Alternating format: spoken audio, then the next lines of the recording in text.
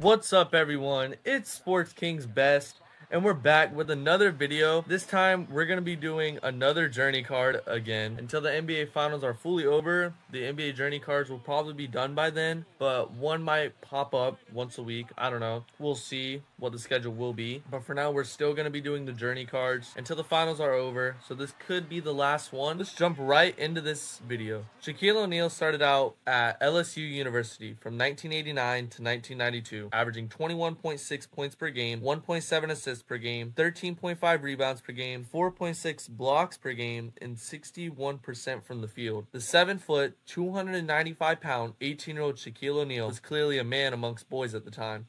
The highly sought-after center would attend LSU, being coached by Dale Brown, who he would later credit as a second father to him. Although Shaq would leave LSU as an all-time great when he first arrived, he was still a very raw prospect who needed time to develop into an NBA-caliber big man.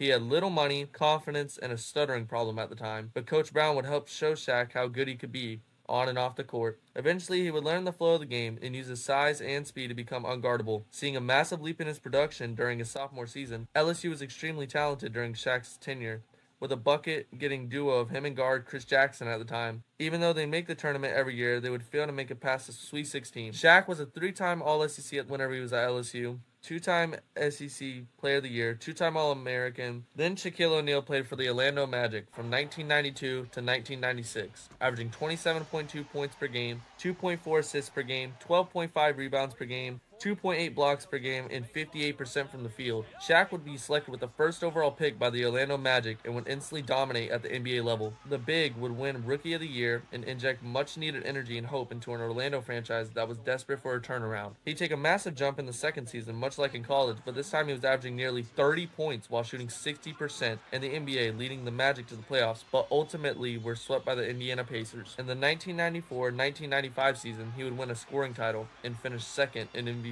voting, solidifying himself as the most dominant scoring big man in the league. But that wasn't good enough for the Diesel. With the help of Penny Hardaway, he would lead the Magic to their first ever finals before falling to the Houston Rockets in 4. His final season in Orlando would be plagued by injuries, but he would still rebound and make the Eastern Conference Finals before losing to the 72-win Bulls. In his tenure during the Orlando Magic era, he was Rookie of the Year, 3-time All-Star, 2-time All-NBA, and 1-time scoring champ. Shaquille O'Neal then joined the Los Angeles Lakers 1996 to 1999, averaging 27.9 points per game, 3.9 assists per game, 12.2 rebounds per game, 2.6 blocks per game, and 57% from the field. With all indications that Shaq was going to re-sign with the Magic, even with the internal struggles that was going on at the time, the purple and gold would swoop in and lure the big man away with a lot of money, $121 million to be exact. In his first season with the Lakers, he would struggle with more injuries, but still make the playoffs with several dominant performances. Shaq would push the Lakers to the second round but fall to the Utah Jazz. He put together another dominant season in 1997-1998, but met a similar fate, losing to the Jazz in the playoffs again. Regardless, the future looked bright with the emerging superstar tandem of Kobe Bryant and Shaq. However, the Lakers lacked talent and stability with coaching. In the 1998-1999 season, they'd attempt to fix these issues, seeing success in the regular season but seeing another playoff failure, getting swept by the Spurs.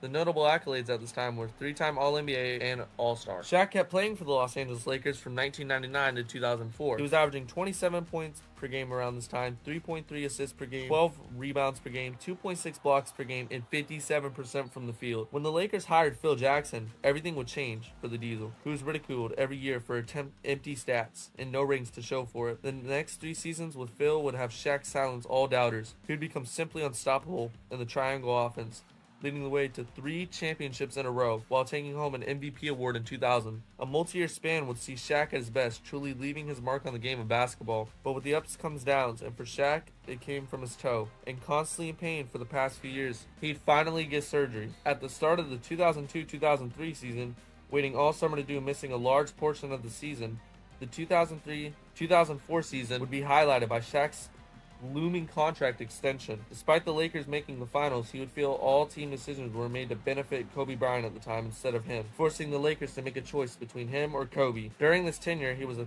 3-time NBA champion, 2000 NBA MVP award winner, 3-time Finals MVP, 5-time All-Star and All-NBA, and 2-time All-Defense. Shaquille O'Neal then played for the Miami Heat from 2004 to 2008, averaging 19.6 points per game, 2.1 assists per game, 9.1 rebounds per game, 1.9 blocks per game, and 60% from the field. Shaq would be traded to the Miami Heat during the 2004 offseason. He'd be paired with a young star in Dwayne Wade and would promise the city of Miami a championship. In an MVP caliber season, the 32-year-old would provide the Heat with even more than they thought they were getting out of the aging Shaq. Playing in over 70 games, he would lead the Heat to the Eastern Conference Finals before falling in a 7 series versus the Pistons, who went on to win the NBA championship at the time. Oh wait, no, they lost to the Spurs, sorry. With injuries starting to surface again for Shaq in the 05-06 season, Pat Riley would step up as coach midseason and have Shaq play career-low minutes with hopes of a fresh-faced Diesel in the playoffs. He would have a dominant playoff run, but it would be D. Wade who would take over and really lead the Heat to a finals victory. At this point in his career, Shaq was finally okay with being the second option. His next 2 years in Miami would be filled with injuries and disagreements with Coach Riley until he was eventually traded. His notable accolades at this time were 3-time NBA All-Star, 2-time All-NBA team, and 1-time NBA champion. Shaq then joined the Phoenix Suns from 2008 to 2009, averaging 16.5 points per game, 1.7 assists per game, 9 rebounds per game, 1.4 blocks per game, and 61% from the field. Shaq would be acquired mid-season by the Phoenix Suns, who were looking to make a deep playoff run and still believed in Superman at the time. The Suns hoped he'd be the kryptonite to Tim Duncan and the Spurs, having lost to them the year prior. They'd face him again, but lose. The Suns' training staff would be extremely beneficial to Shaq, helping prolong his career and get him back in a better playing shape, shaping something that he lacked during his final years in Miami. He'd see great improvements in the 08-09 season, showing glimpses of Shaq again, taking all these young NBA bigs to school. The Suns, on the other hand, struggled and missed the playoffs, looking to retool. They would inform Shaq that he was not in their long-term plans and would look to trade him. His notable accolades at this time were 1-time All-Star and 1-time All-NBA team, and All-Star Game MVP. Shaq then joined the Cleveland Cavaliers from 2009 to 2010, averaging 12 points per game, 1.5 assists per game, 6.7 rebounds per game, 1.2 blocks per game, and 57% from the field. Shaq was traded to the Cleveland Cavaliers, excited by the prospect of playing with the new prodigal son of the NBA. He had only one goal in mind: help the king win a ring, and that's LeBron. Crazy enough, the Cavs had everything they needed to win a ring, but at 37, Shaq had reverted to his old ways and didn't probably take care of his body like he should have. Struggling with injuries, he'd miss a significant time for the Cavs with a mid-season thumb injury. He'd return in the first round of the playoffs, but it was even in poorer playing shape. Regardless, Shaq would still provide solid play for Cleveland and the playoffs.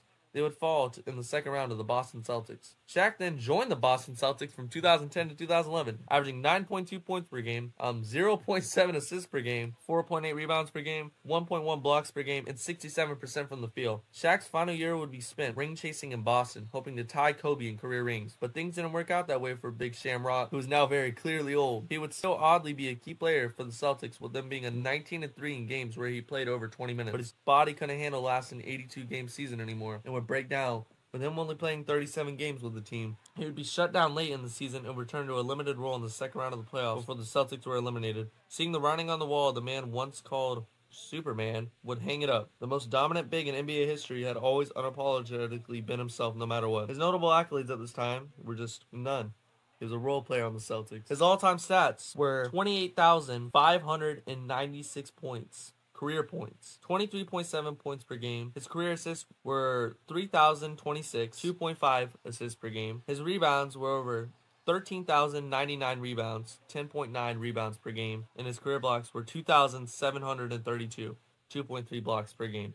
And those are his all-time stats. A 4-time NBA champion, 3-time NBA Finals MVP, 2000 NBA MVP, 3-time All-Star MVP, 15 NBA All-Star, 14-time All-NBA, 3-time All-Defense, 1993 Rookie of the Year. And that's going to be it for this video. Drop a comment, leave a like, subscribe, turn the notification bell on, comment what videos you guys want next, or contact me on all my socials. I'm down to keep doing more NBA content. In July, I will be focusing more on football, but I'll catch you guys next week.